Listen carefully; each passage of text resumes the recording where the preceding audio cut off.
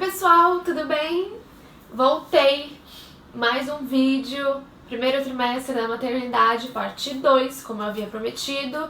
A parte 1 já tá no canal, quem ainda não viu, dá uma olhadinha lá, tá bom? Bom, então, no primeiro vídeo eu comentei como é que foi todo o processo, né, pra engravidar e tudo mais, e contei até o dia que a gente descobriu, que foi no dia 31 de maio, que foi no Dia das Mães, super, hiper, mega presente. E vou contar pra vocês agora o que aconteceu nesse primeiro trimestre. E daí o próximo passo, então, seria contatar os médicos, enfim. O meu ginecologista, ele já tem muita idade, já é um senhor, então ele não faz mais parto, enfim. Então ele ficou de me indicar um médico. E só que aconteceu, olha que loucura, eu descobri, né, dia 31 de maio, então entre maio e junho, eu não sei se é realmente um padrão, mas os médicos, eles saem de férias, porque eu liguei, sei lá, para 5, 6, 7 médicos e não conseguia contato, porque realmente a agenda tava fechada, ou tava viajando, enfim, e realmente porque estavam num período de férias, então deve ser alguma coisa padrão mesmo dessa época. Então o que aconteceu?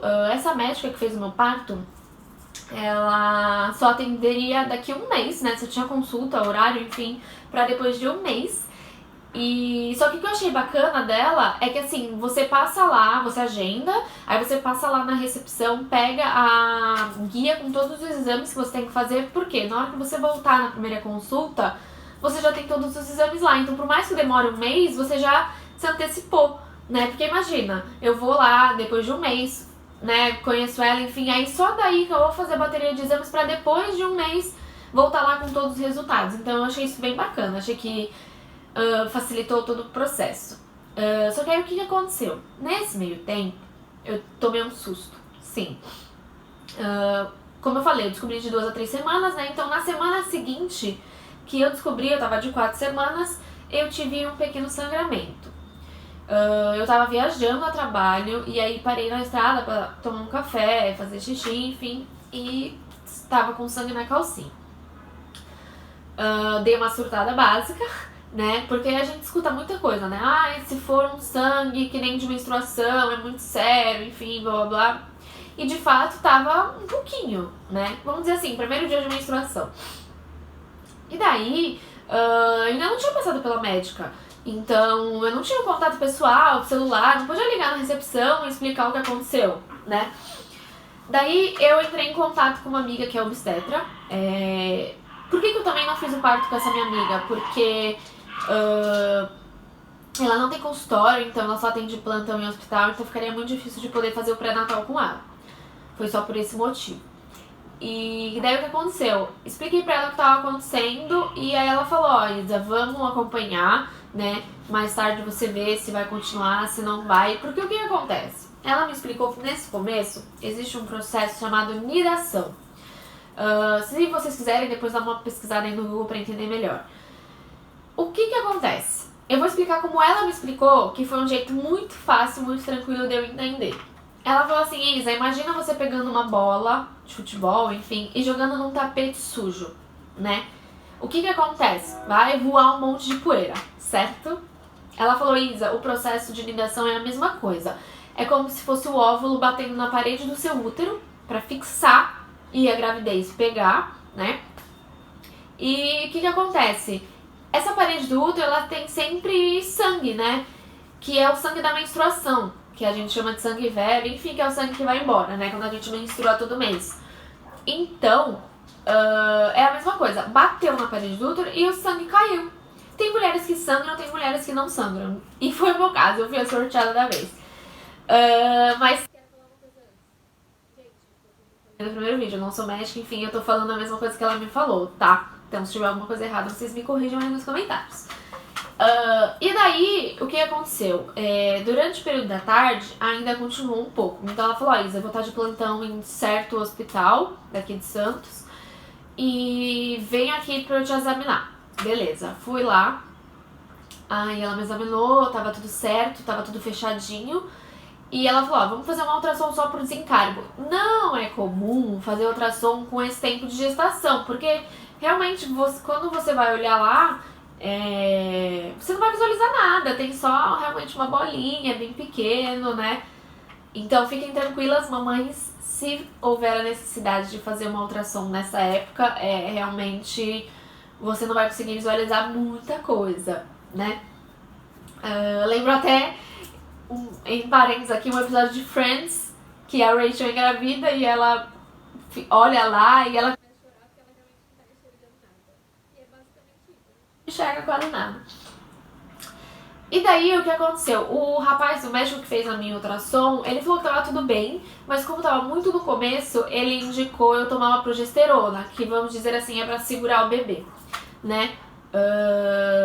E daí você pode ou tomar ou ingerir direto lá, que dizem que é até mais eficaz, né?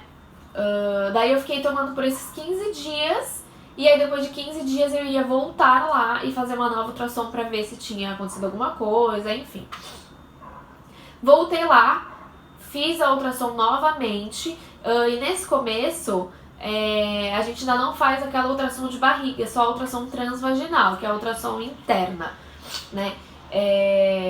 E até porque que no começo não fazem esse tipo de ultrassom, porque realmente o feto ele tá muito pequeno, e também porque não é muito bom você ficar fazendo essas ultrassons transvaginais, enfim, né? Às vezes quando você faz até tem sangramento. Então não é muito bom ficar mexendo. Mas, óbvio que os médicos que solicitaram, enfim, sabiam que nesse caso era necessário.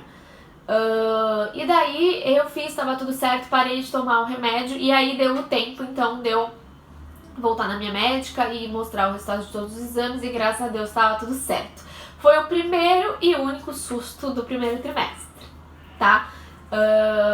Daí fui na consulta e tudo mais. A consulta nesse começo, né, ela é uma vez no mês. Então praticamente em quase todas as consultas você sai de lá com uma guia, com uma bateria de exames pra fazer, é muito comum. Eu antigamente quase nunca ia em médico, sempre fui muito desencanada com esse negócio de médico, enfim, fazer check-up e tal.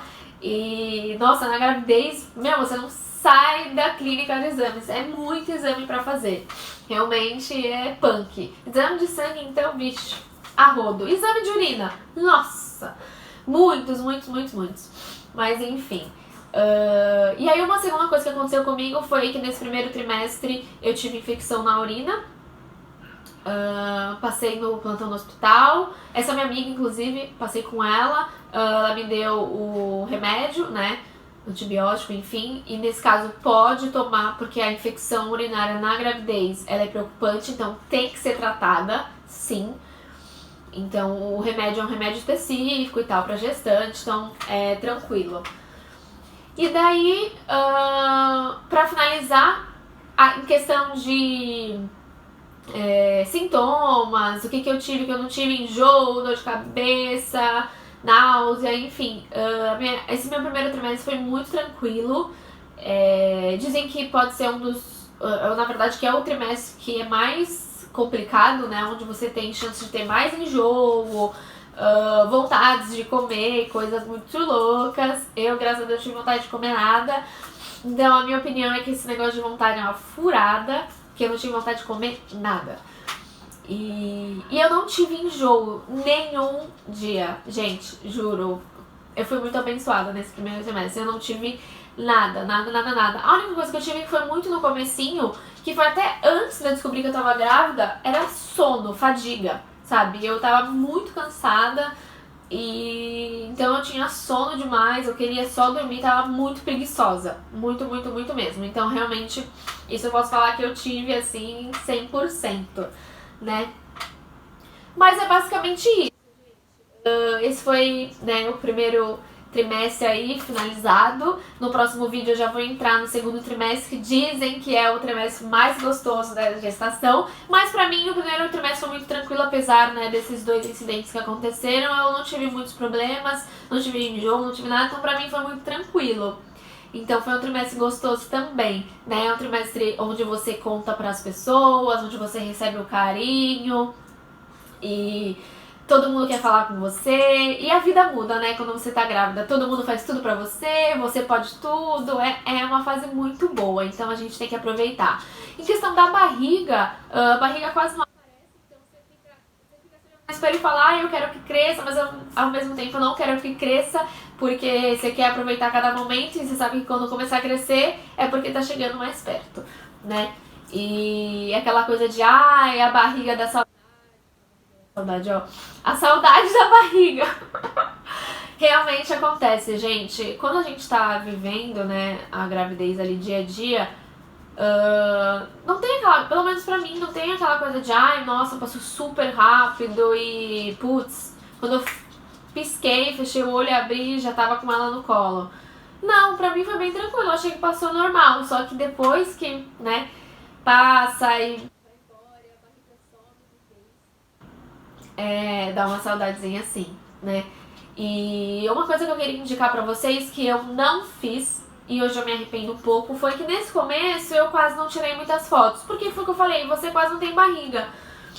Mas é legal você acompanhar o crescimento, né? Eu não quis fazer aquelas fotos das semanas pra ver o crescimento da barriga, então eu quase não tirava foto. E hoje eu me arrependo, né? Então essa é a dica desse vídeo que eu dou pra vocês. Tirem foto, registrem tudo, faça muitos vídeos, porque depois lá na frente, né, você vai ver, você vai achar gostoso, vai poder mostrar pro seu baby, né? Eu fiz alguns vídeos, mas, por exemplo, eu não fiz o vídeo do dia que eu descobri, da hora, enfim. Vídeo, né? Você planeja, faz milhões de planos pra quando você engravidar, você vai fazer isso, você vai fazer aquilo, e na verdade você não faz. Então, a minha dica é essa. Faça assim. Mesmo que seja depois, no meio do caminho, faça porque depois você relembrar é muito gostoso. Vale a pena. Tá bom? Então a gente se vê no próximo vídeo com o segundo trimestre. Um beijo!